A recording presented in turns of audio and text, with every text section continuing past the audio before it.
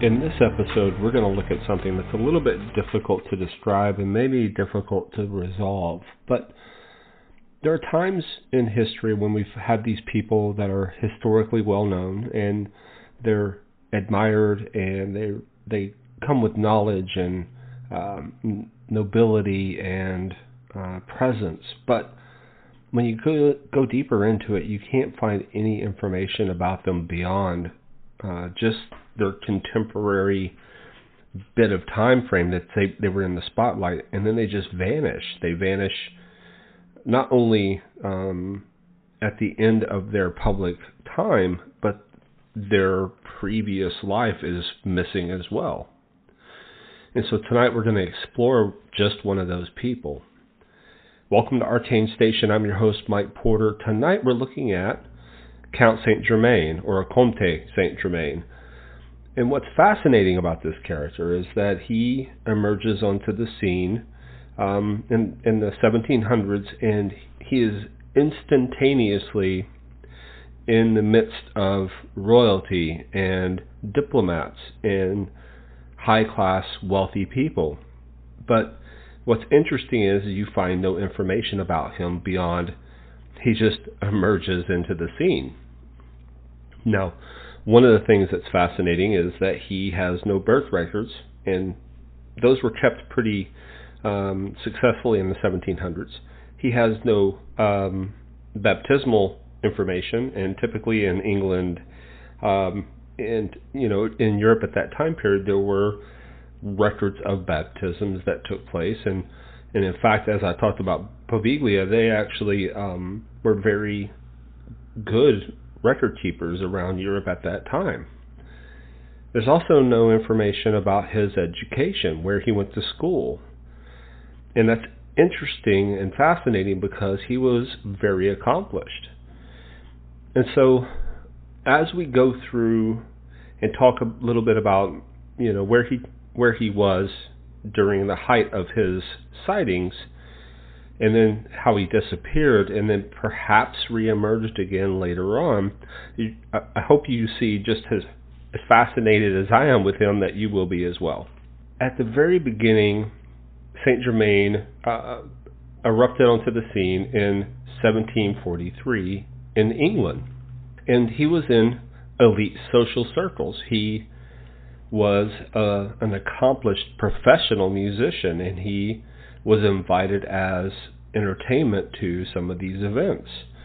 And he was also brought into intellectual gatherings. People found him fascinating. He was fluent in multiple languages, and he was an accomplished, like I said, professional violinist.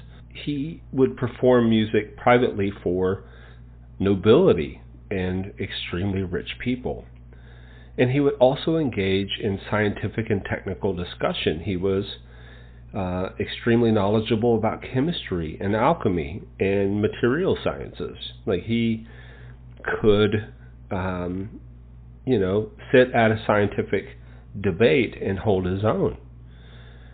So the other thing that's sort of fascinating about him is that although he had all of these accomplishments, he was very understated. He wouldn't claim to be knowledgeable. He wouldn't claim to have any sort of renown. He just kind of insinuated himself into these situations where he was able to talk to people, and they accepted him immediately because during that time period, the Enlightenment, what they really placed value in Europe at that time was people who were extremely well educated, who were interested in science, who were interested in the arts, who held themselves well in conversation. And, perhaps not knowing his background was okay because they could overlook not having his information if he was able to, be as accomplished as he was. Clearly he had some sort of education. Clearly he comes from a family of high value because he had all of this training, allegedly. But there's no record of any of that happening. So the other thing that's sort of difficult here during that time period, and we'll go over this a little bit later, but there was some political drama that was happening. It was called the Jacobite Rising, and he was initially implicated in this rising, and he was brought in for questioning and almost immediately released with no charges against him, and it actually was having dinner with people who were accusing him of this almost that same night. So they went in to this conversation about, he's part of this uprising because he's a foreigner and he has no title or none of that stuff. But yet, he instantly talks himself out of any sort of trouble he was in and schmoozes these people, and they instantly are receptive to him, and they draw him in and they have dinner with him. So at some point, because of that Jacobite rising, he sort of pulls away from the limelight around 1745. He sort of extracts himself from English diplomacy and English high society, and he moves away because he wants to distance himself from that turmoil that's happening. And he shows up in the Dutch Republic. And what's difficult during that time period, and even now, he had to, in order to have access to all these different European countries, because they were highly segmented, he had to have a verification or vetting process. He had to have sponsorship. He had to have money. And he had to have some sort of renown to be allowed into these different countries, which he didn't seem to have at all, but he just showed up and was freely moving throughout all of these countries without the requisite documentation, and he was immediately brought into the fold. And what they found with him in the Dutch Republic, he became more known for technical knowledge and material sciences, and he was doing dye making and chemistry, and he was actually employed in that respect. And he moved away again from the limelight and started doing more private demonstrations of his alchemy and chemical knowledge. And they were using him for his practical expertise, so he sort of like pulled away from the arts and moved more into this scientific role. Nobody knew his first name, so he's only been known as Count Saint Germain. Nobody knows his first name, but he uses the title Count more consistently. Now, what's interesting with that is that if you say you're a Count, typically you have to have this lineage that you can display to people to say, hey, look, I am of a noble family, and I'm a Count Saint Germain, and here's my lineage to prove that I am of a noble class. And he had none of that. They said that he, over this time period, so he went from, in England from 1743 and up to, 1748, which is not a long time period, but they noticed that he didn't seem to age. He was middle-aged, and like when you start getting older, 5 years, you start to deteriorate a little bit. I'm close to 60 now, so every year it just seems like I'm going further and further downhill. And so you would think that there was a little bit of some deterioration of his youthful appearance, but that wasn't the case. He seemed extremely youthful and knowledgeable.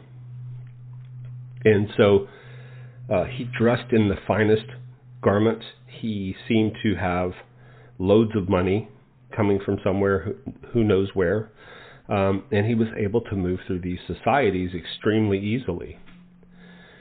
And then after a time, he moved from the Dutch colonies, he moved to, the Dutch Republic, he moved into France. And immediately he had an established presence at the court of Louis XV. And he was granted repeated access, and actually he had private audiences with the king, and they started using him for diplomatic missions. So he became a diplomat for the king. And he was found to have exceptional composure. If somebody was upset with him or if somebody was debating with him, he was very calm and suave. And he had this social confidence where he commanded respect in a room, and he wasn't even seen as a subordinate to the king. The king treated him as if he was on equal footing, which is super fascinating because that just did not happen at that time period.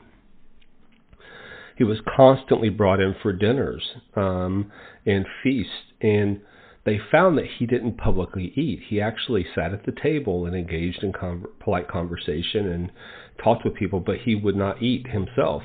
And at times they would find him sort of withdrawn, and he would be drinking from a vial. And when asked about this vial, he would simply say that it sustains me. So he remained socially engaging while abstaining from everything, right? So he wouldn't eat, he wouldn't drink, he would just sit there and have these wonderful conversations. But he did have these, like I said, these small vials that were prepared substances, and he would use those to drink. Now, in the 1750s and 1760s, that's when he had his peak visibility in France. His conversations were recorded like diplomatically in court, in the king's court documentation and notations, that he would describe historical events from decades earlier, time periods that he should not have known intimate details of the histories, but he was able to bring those up very easily and have conversations about them. And he would talk about political situations described as personal experience. So he would say, in history, this thing happened, and this is the way that we resolved it, as if he was there resolving that conflict. And when somebody said, "What do you mean by that?" and he's like, "Oh, I'm very old." And he would kind of play it off as a joke.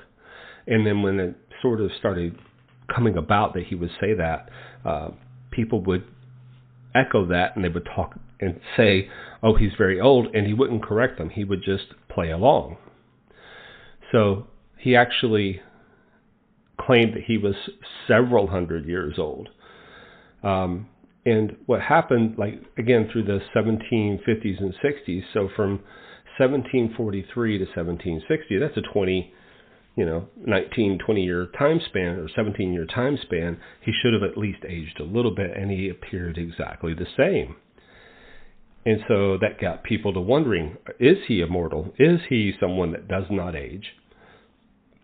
His musical skill, he started going back into presentations of playing at these events, and his skill was acknowledged by professionals.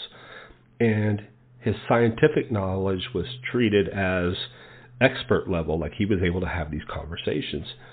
He didn't really say much, and he didn't write down his own information. But what happened is he'd have conversations with these people of renown at that time period, and they would make personal observations and conversations and have documentation that talked about Count Saint Germain. And one of those was Madame de Pompadour, which was part of the Louis XV's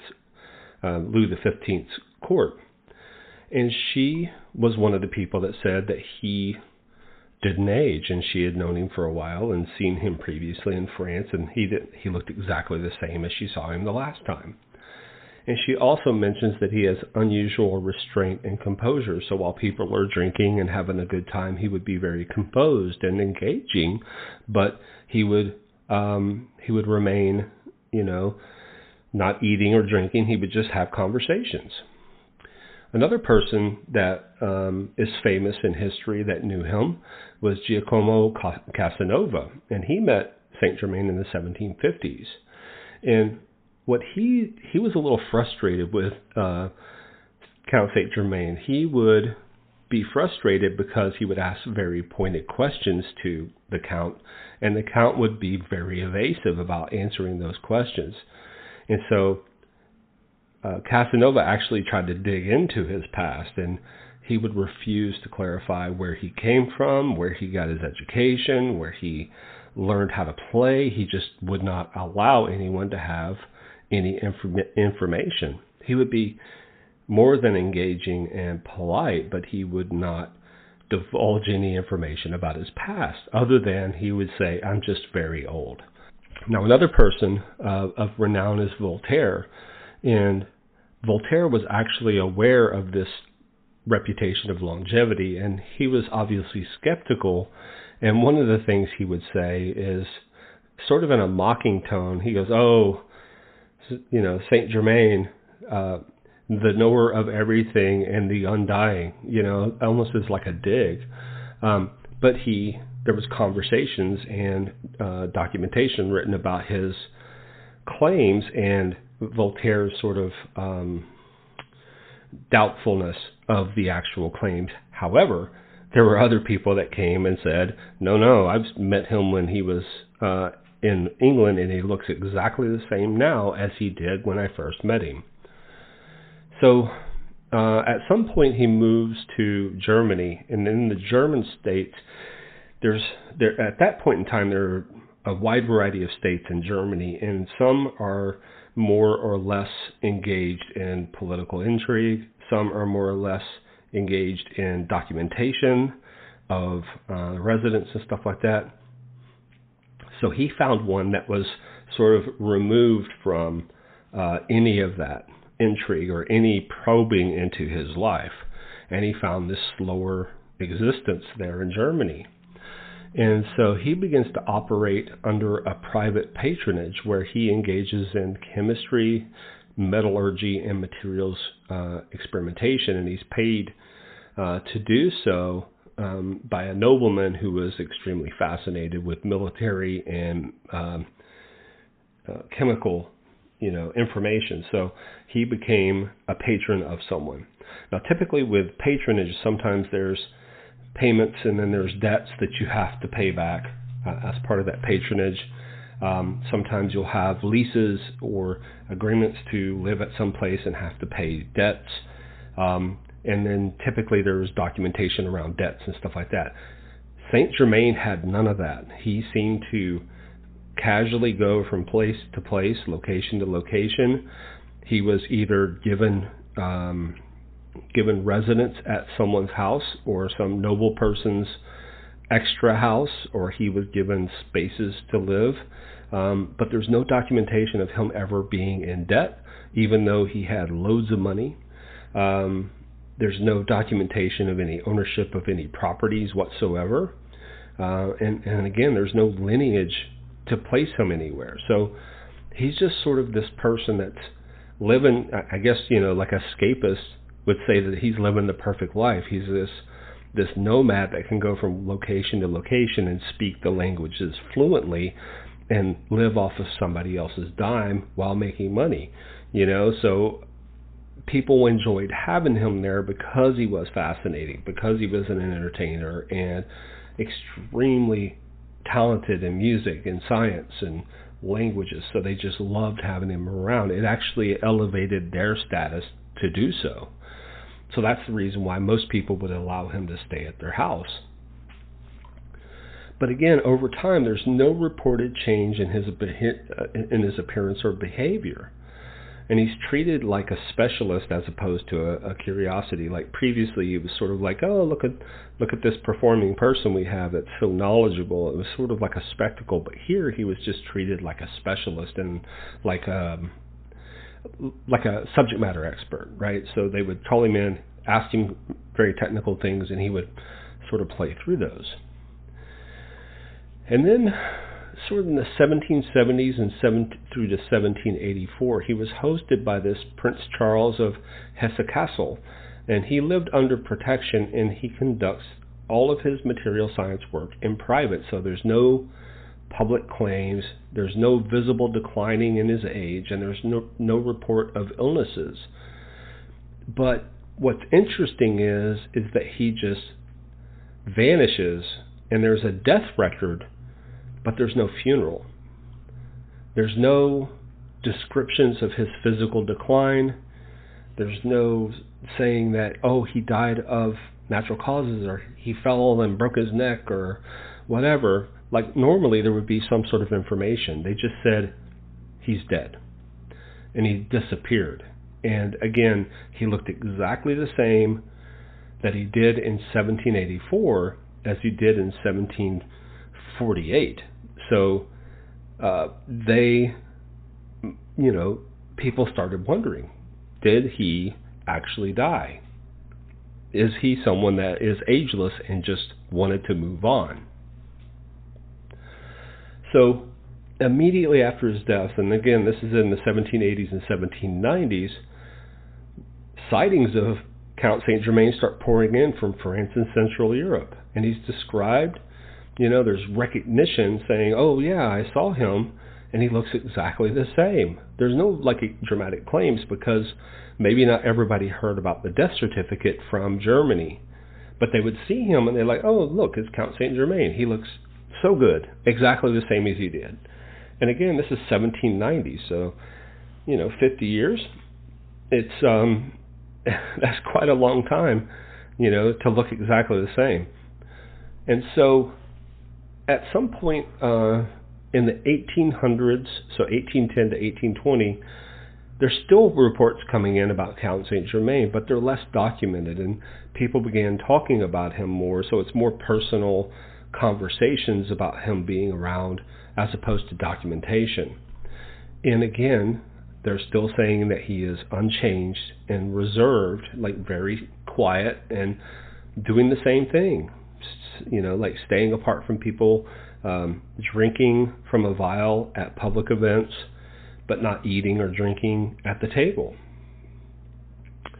And so because of this, there's this concept that people start interpreting him as this supernatural sort of being, as this undying person.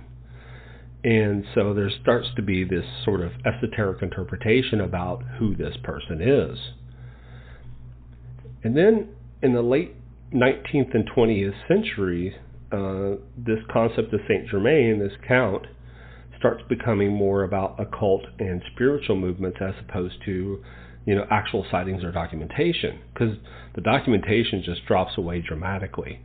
And this is where some modern folklore begins. There's this idea of, this is an event that happened in New Orleans. And there was a lady at a party, and there was this guy named Jacques Saint Germain, who was acting exactly as Count Saint Germain would do. They were at a party at his residence, although it was rented, wasn't his actual home. And he would not eat or drink at the table, but invited his guests to do so. And he had this vial that he would drink from, and he told her that it sustained him. And then later on, as the night, wore on, people began leaving the party and stuff, and he sort of pulled her aside onto a balcony, and that's when he tried to attack her and bite her neck. And she jumped from the balcony and ran, screaming that he was trying to attack her. And so when the police came, he was gone. But inside the residence, there were vials of blood. So that began to make people think that Count Saint Germain was not just this person of a long life, but perhaps something much darker. So before I go into the whole vampire thing, which is coming, I want to talk a little bit about some possibilities, some frameworks that might also represent who Count Saint Germain is. So some humans fall outside of normal biological range. They have long lives, and the longest lives typically are around 120, 122, and typically there's a stopping point. I don't think there's been anybody in a great while that has made it beyond 122 or 123 years old. That's still a long time, but they also rapidly decline in their appearance and become more frail. So there are people that have exceptional endurance and cognition and resistance to illness, and some people even look tremendous at the age of 60, 70, 80 years old. They don't appear to age at the same rate that other people do. That's not to say that they don't age, but it seems like they age a bit slower, and they look fantastic. And I would say that Dame Helen Mirren would be one that has aged beautifully over her time period, and the same for Raquel Welch or Sophia Loren. They aged beautifully as they progressed. But or Cher, I could go Cher and Madonna if you want to do that. And I know that's a great deal of plastic surgery that sort of maintained that look, but they didn't have that in the 1700s, and so that's probably not the possibility here. So this could be just in a genetic anomaly where someone has an extremely long and youthful appearance for a period of time, and it might be this rare inheritance. But that fits within natural law, but it doesn't account for hundreds of years of appearance looking exactly the same. So that doesn't really play out in this respect. Now, there is another form of longevity which is documented. So if you go through the Bible as this series of historical events and documentation, then we can look at persons like, let's say, Methuselah. So Methuselah lived for 969 years. Now, that's almost 1,000 years. That's a long time. Well, what did they look like for several hundred years? Probably very similar. They probably didn't age at the same rate. But after Methuselah and his bloodline, the lifespans decline gradually across generations. So there's no biological cutoff from Methuselah being 969 years old to the next person being 100 years old. There's actually 500, 400, 300, 200. It just like this curve drops off over time. But what this would allow for is rare outliers of that rule. So there could be this longevity without immortality. It could be somebody that eventually will die over a period of time, and they just don't age at the same rate that we do. So this isn't like a curse or divinity or an abomination. This is just like at that time period, there were people that lived long lives, and perhaps this is one of those people that just had the genetic makeup that allowed them to live longer than, say, 99.9% of people on the planet Earth. But it doesn't explain why one individual exists or persists in the modern era. So that becomes another challenge. Again, if you go from that biblical framework, seems like there would be more than just one person. Now, there could be another thing that's happening here where he was a master of alchemy and a master of chemistry. Perhaps he has used his knowledge to sustain himself. And it's said multiple times that he didn't eat in public and he used prepared substances to sustain himself. So perhaps, and there's even folklore and cultural references to things like the Fountain of Youth. And so perhaps there is something that he found that, like this billionaire that's doing now, he looks better now than he did, when he was 20 years old. He's like in his 50s and he looks like he's, just in his early 20s. And that's through a lot of chemical protocols that he's been working through chemically and medically in order to sustain his life. And maybe this is something that he figured out because he was such a genius that he figured out in the 1780s. So this fits in sort of like the 18th century context because they were moving from alchemy into chemistry, and maybe there was some sort of magic spot there in the middle, some sweet spot in the middle where he found this chemical makeup through alchemical and material science properties that allowed him to do this. I don't know that's the answer, but that's sort of what I'm thinking.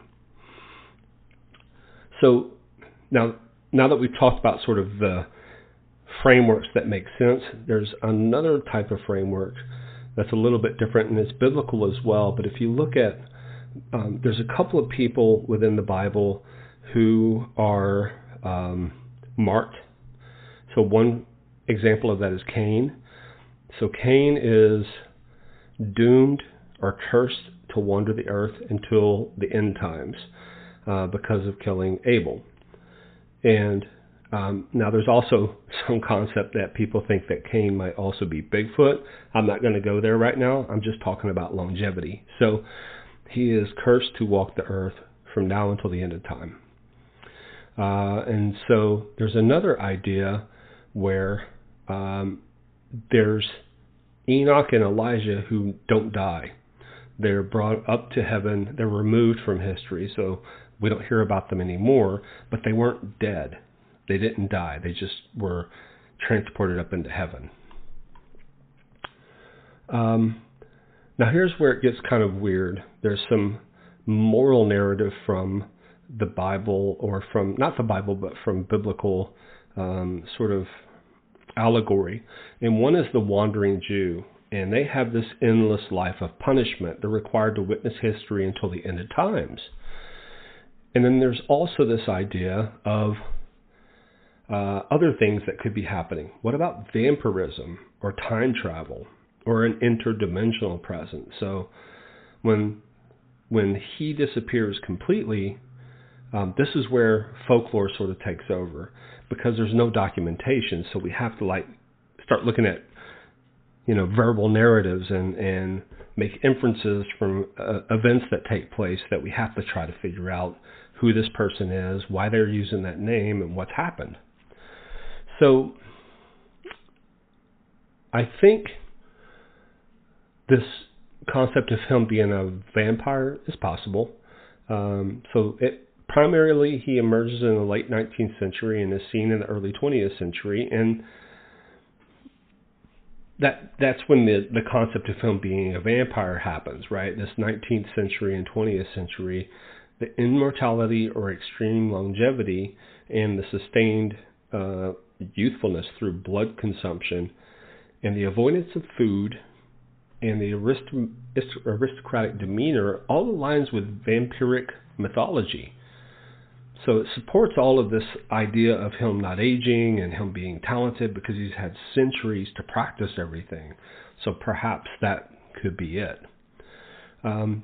Another hypothesis is that he's a time traveler and he can move forward and backward in time. And that's a little crazy and out there, but I just want to put it out there that that's a possibility as well. Perhaps he can move in and out of time frames and appear the same because he's going back to the same point of origin, even though he's skipping through time or moving through time in a linear fashion. In the 1700s, perhaps he's moving back and forth in a nonlinear way to a modern time period or a future time period even. And then there's another idea where he's like an observer of people and observer of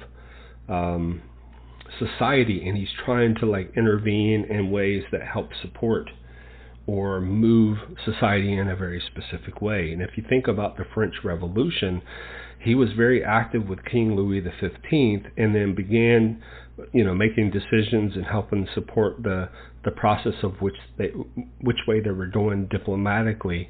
And then he removed himself prior to the French Revolution. So he almost moved society in a way that then supported them overthrowing their government. And then prior to that, he sort of backed away from any sort of political intrigue and divorced himself from it, almost saving himself from the same fate as Marie Antoinette. And he always is at the edge of power, but he never has authority or power. So that makes it really interesting there. And I guess my whole thing is that this could be a person that has this extended life. But I think the thing that we really need to ask is not who Saint Germain was. I think we need to ask what category of being he is. I don't think he's human. I think he might be something other. And that makes me think that perhaps there are others like him that have moved in and out of society without our knowledge. I don't have that I don't have any proof of that. That's just sort of my thinking on the process. So my question to you, have you heard of other people like Count Saint Germain who've had this extraordinary life? And if so, please let me know. I would love to hear it. If you're enjoying the more conversational episodes, I'm happy to continue these. It's a little bit longer than I would normally do them because I'm sort of rambling in places. But if you enjoy this more, please let me know. You can do so at arcane-station.com. Please like, share, and support the show. That's going to help me out tremendously and allow me to continue doing these things. So I hope this was intriguing for you. Thank you all for listening. Have a wonderful night.